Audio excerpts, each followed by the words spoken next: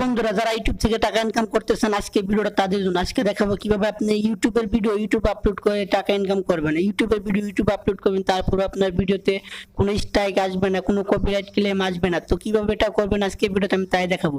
তো ভিডিওটা কেউ না টেনে পুরো ভিডিও দেখতে থাকুন, তাহলে বুঝতে পারবেন কিভাবে আপনি ইউটিউবের ভিডিও ইউটিউব আপলোড করবেন, তারপরে কপিরাইট স্ট্রাইক বা কপিরাইট ক্লেম আসবে না। এটা করার মানে খুবই সহজ, মানে আপনি এটা মোবাইল দিয়ে করতে পারবেন খুব সহজেই। তো ঘরে ঘরে বসে আপনি টাকা ইনকাম করতে পারবেন অন্য ভিডিও ব্যবহার করে। তো চলুন ভিডিওটা শুরু করা যাক। তো অন্যের ভিডিও কিভাবে ব্যবহার করবেন এখন আমি তাই দেখাবো। এখন আমি চলে যাব ইউটিউবে চলে আসার পর এখান থেকে আপনি কোনো কিছু সার্চ করবেন। যেমন ধরেন আমি টিকটক সার্চ করতেছি। এখানে টিকটক সার্চ করার পর আপনার হাজার হাজার টিকটক চলে আসবে, কিন্তু এগুলো আপনার ইউটিউবে ভিডিও ইউটিউবে আপলোড করলে কিন্তু আপনার কপিরাইট ক্লেম আসবে বা কপিরাইট স্ট্রাইক চলে আসবে। কিন্তু আপনারা কিভাবে বা এই মালিকানা ছাড়া এগুলো আপনার সব কিন্তু লাইসেন্স করা ভিডিও, আপনি কিভাবে লাইসেন্স ছাড়া ভিডিও পাবেন আজকে ভিডিওতে আমি তাই দেখাবো।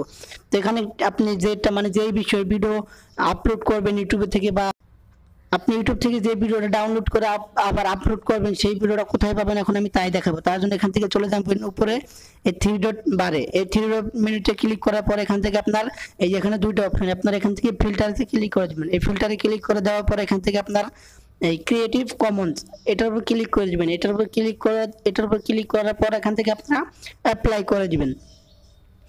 তো অ্যাপ্লাই হয়ে গেছে। এখন যে ভিডিওগুলো আপনার সামনে আছে এগুলোর কোনো লাইসেন্স নাই, এগুলো একদম মানে ক্রিয়েটিভ কমন্স এর আন্ডারে, এগুলা মানে এগুলার কোনো মালিক নেই, এগুলোর মানে একদম ইউটিউবে আপলোড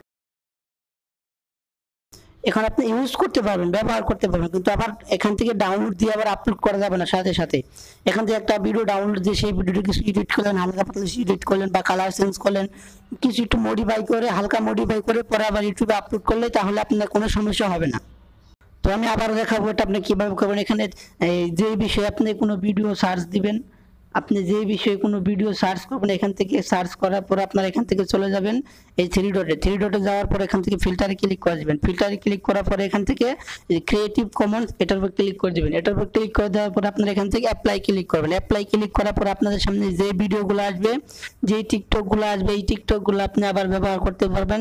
তাহলে আপনার ভিডিওতে কোনো কপিরাইট স্ট্রাইক আসবে না বা কোনো কপিরাইট ক্লেম আসবে না, কারণ এই ভিডিওগুলোর কোনো লাইসেন্স নেই, এই ভিডিওগুলোর কোনো মালিকানা নেই।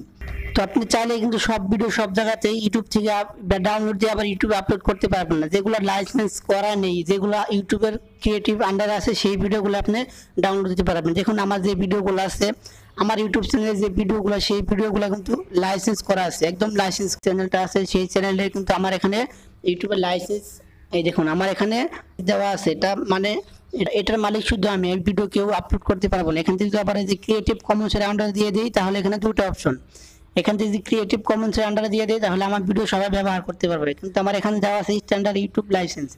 এটা থাকার কারণে আমার ভিডিও কেউ আপলোড করতে পারবে না। তো ভিডিওটা যদি ভালো লাগে অবশ্যই লাইক এবং কমেন্ট করে জানিয়ে দিবেন। আর পরবর্তী ভিডিও সবার আগে পেতে এখন এই চ্যানেলটি সাবস্ক্রাইব করে পাশে থাকা বেল আইকনটি অল করে দিন।